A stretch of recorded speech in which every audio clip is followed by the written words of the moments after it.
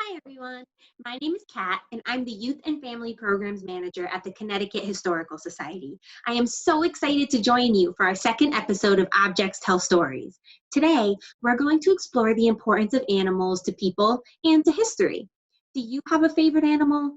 I do. My favorite animal is a penguin. For my object today, I chose this little statue of a penguin sliding down an ice cube.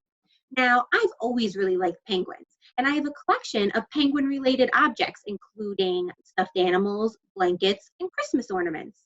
My grandmother got me this statue, and it reminds me of our special day together.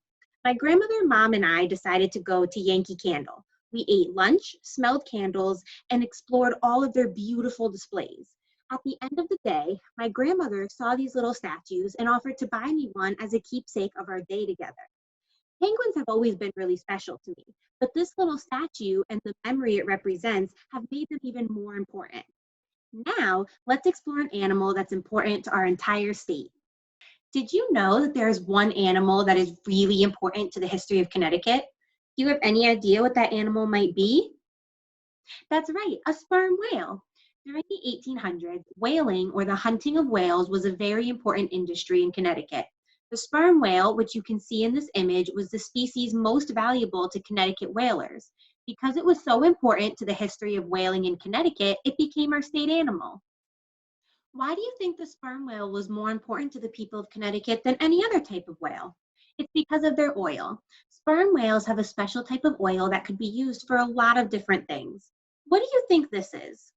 It's a lamp. Does this look like the lamp you use today? Probably not. This is an oil lamp. Before electricity, people relied on candles, lanterns, and lamps for light. Whale oil could be used in lamps like this one to help create light. Whale oil was also really important to the many industries in Connecticut because it could help keep machines running smoothly. The oil was often used as a lubricant, which means it was used to help keep the parts of machines from getting stuck together. Whales weren't only used for their oil. Other parts of the whale could be used to create a special form of art. Take a look at this photo. What do you think this is? It's a whale tooth. If you look really closely, you can see that there's a design carved into this tooth. This type of art is called scrimshaw. To pass the time at sea, sailors in the 1700s would carve images into the whale teeth and fill the carvings with black ink to make them stand out. People could also create scrimshaw using whale bones. This basket, made by a man named Charles Wilson, likely from Hartford, Connecticut, was made using the jawbone of a sperm whale. My favorite part of the basket is the bottom because the design is so unique and I'm amazed that it could be created out of a whale's jawbone. Before investigating these objects, it may have seemed weird that the sperm whale would be the state animal of Connecticut, but now that we have discovered the stories behind the objects, we have a much better understanding of just how important the sperm whale was to the history of Connecticut. Now, what about you? Do you have an animal that's really important to you?